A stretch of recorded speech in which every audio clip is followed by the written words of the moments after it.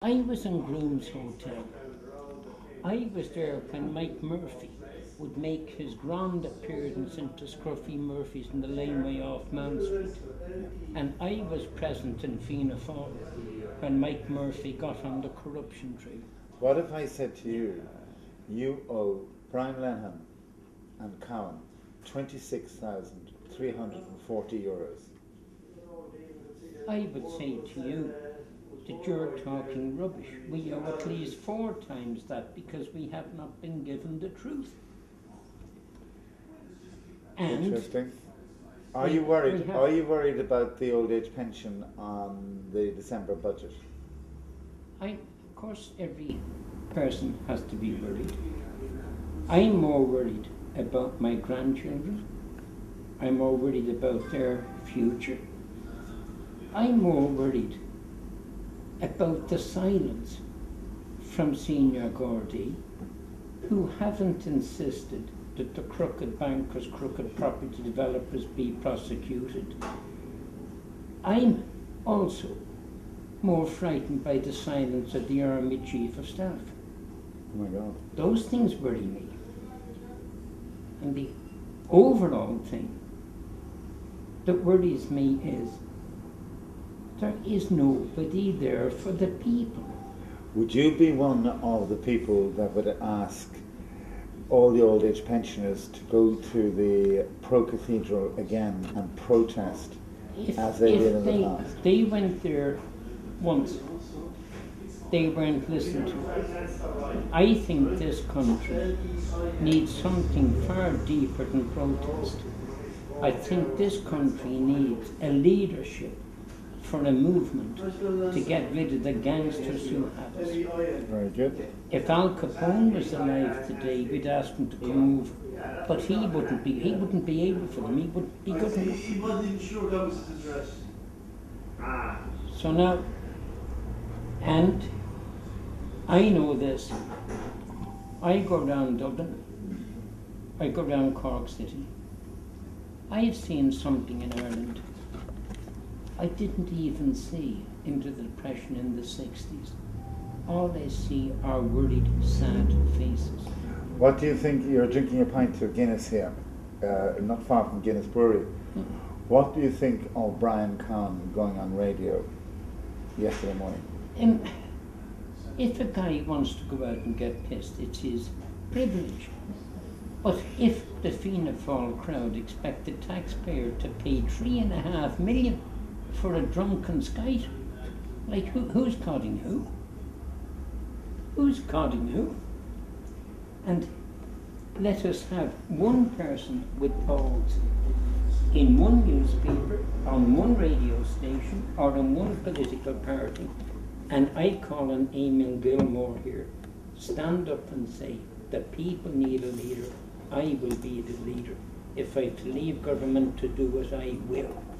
And what would your advice to the opposition on the 29th be? To run for the hills before the posse catch them. Interesting. So now, no, you see,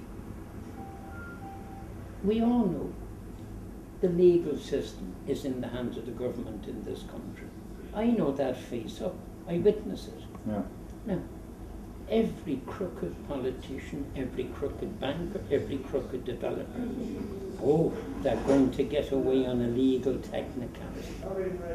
They did it with McCurtain and Kerry. Now, how low was that? Well, that was the paedophile judge. That was the paedophile judge. And the Fianna Fáil party, to make sure he got his pension, made sure they ducked and fudged until he got it. And let Brian Cowan come and sit in front of a few ordinary people without his bodyguards, without his 2,000 quid suit, without his state driver and all the criminals. Let him come as a man and sit and talk to men. That's what the men of 1916 did. They sat and talked to men.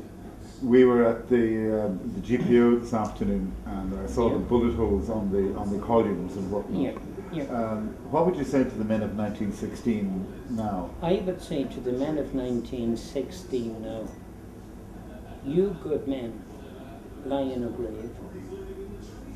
The people of Ireland honour you. I cannot see the people of Ireland honouring one who came after them. Can you put a name on that one? If there's one, I would say Sean Lemass. He was an upstanding man. Excellent. Yeah. I had the privilege of being in his house in Churchtown. He lived in a modest bungalow. He didn't have a big pile and build a huge wall around to hide behind. When Sean Lemass was at home, his front door was always open for anybody who wanted to come up.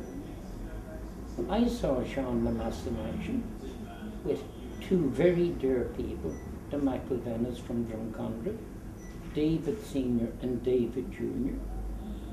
They built their first office block in Dublin on the site of the old Royal Theatre, the Theatre Royal rather. Now, I was witness to the painstaking work that went on to bring modern pipes to Navan. No, not to Navan, to Balbriggan. Okay. I was also present when another very good man from Cork, William O'Brien, I was present with him when I would meet him in Dublin when he'd come. What he had to go through to get projects up and running to provide employment. Do you mean planning or a political skullduggery? Political skullduggery. And okay, and would that be Fianna Fáil, Fine Gael or Labour, would you think? I have hopes for Gilmore. I mean that. But I met so many of the others from each of the parties. All they were interested in was their own pocket and the perks. And that is a sad reflection on our country. Yeah. And that Brian can go off and get pissed as many times as he wants. But don't let us have the insult that the Irish people are now expected to pick up the tab. Oh, I don't know. Yeah, I think...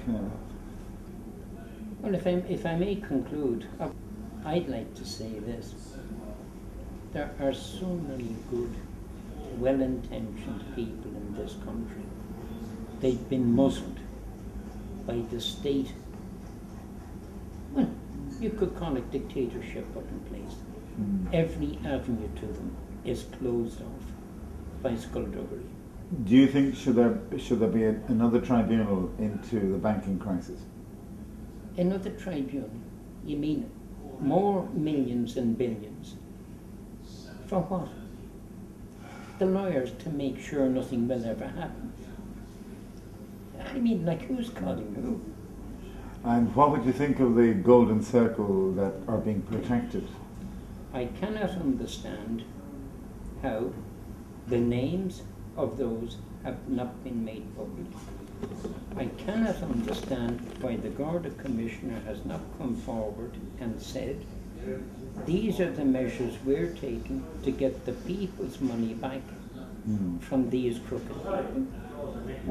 And then my final point is, I can understand in a crisis the setting up of the state bank. I speak to small business people, publicans every day of the week. They're on the rocks.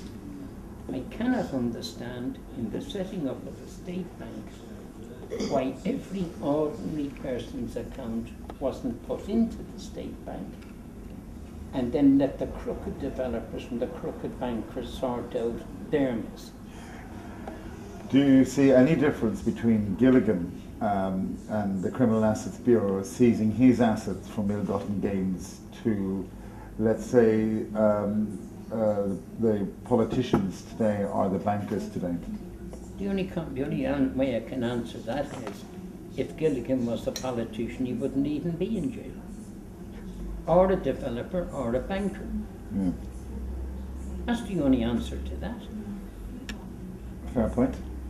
And by the way, I again refer to the fact I was in Groom's Hotel when it all started. I was in the Twangmans on the quays where the cabinet would move on to in the middle of the night. I was in the red, in a laneway in Rathmines, in the red. Oh Lordy. The Attorney General that was caught with MacArthur was one of my buddies there. The old names are there, but I'd have to root them out. Yeah. The Red Parrot. Okay. And I know, and I'm stating it, senior politicians were given a Garda escort home, out of their minds behind the wheel. And it's also on record, on one of the nights, Charley Haughey rolled a car in Rathmines village. The car was left and he was driven home. I mean, I've seen some incredible things in my years. Yeah. I smile about it, and yet I shouldn't smile. What do you think of the $3.5 billion now being taken out of the Irish economy in the proposed budget? Why isn't that $3.5 billion taken back from the crooked developers that have it sorted overseas? Why aren't the government ministers denied expenses? Why aren't the government ministers put in mini miners rather than expensive mercs? Why aren't our bodyguards removed? Think of the money that it's in. And by the way, let our Taoiseach exist proportionally to population as against the President of the US of A. Scale his salary proportionately. So, and as I say, the Irish people, my father, a Kerryman, what he did do in his life was he wrote the book Politicians by Accident, which is indeed what they were. What he didn't do was write about politicians who are gangsters, which is what he should have done. My mother, a London lady, a total lady, a pacifist. And it's sad for me to say the Irish people are pacifists. We just put up. Is the myth of the fighting Irish dead and gone, do you think? Long gone. Long gone. Long gone. And again, if I may finish now, I enjoyed Ireland when I heard people laughing or smiling, helping one another and so on. They now have Irish people to the level that they're afraid to put their hands in their pocket and spend. Oh, thank you for buying me the pint. Okay. Gotcha. Thank you. Now, okay. Coming to you. Yeah. Okay. Okay.